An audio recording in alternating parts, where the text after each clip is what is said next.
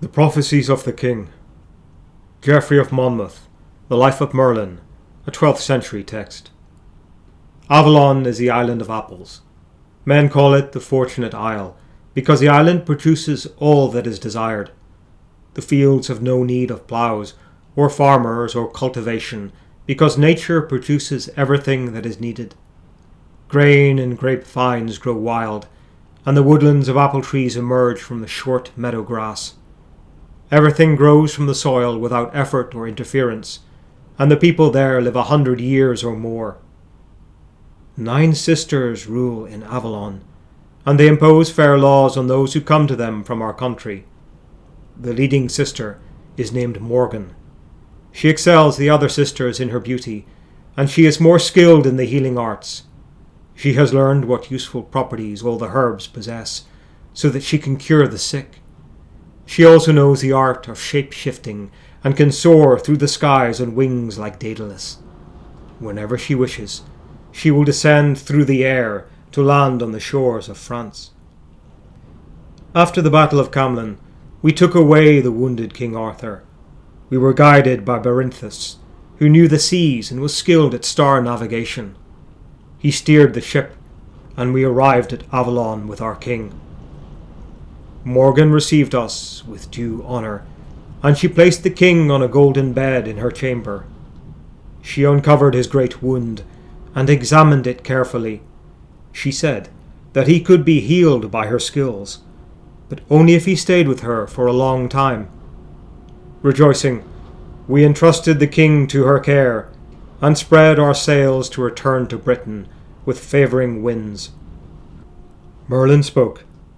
"Dear friend, how long has the kingdom endured since the oaths were violated?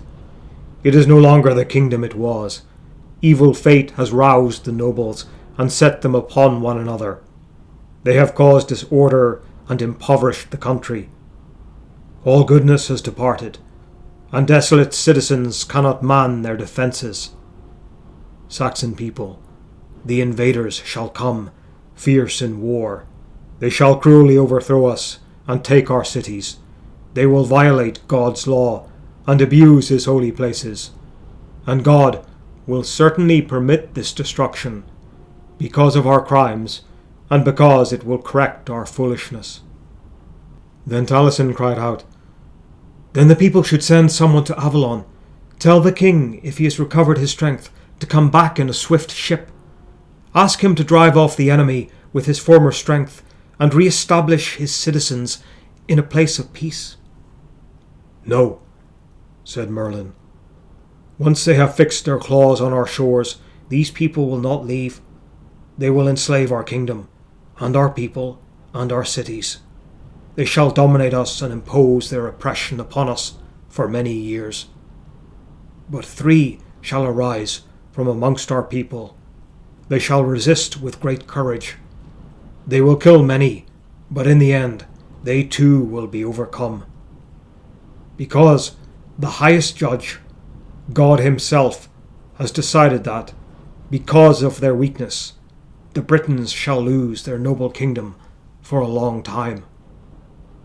Conan shall come in his chariot from Brittany.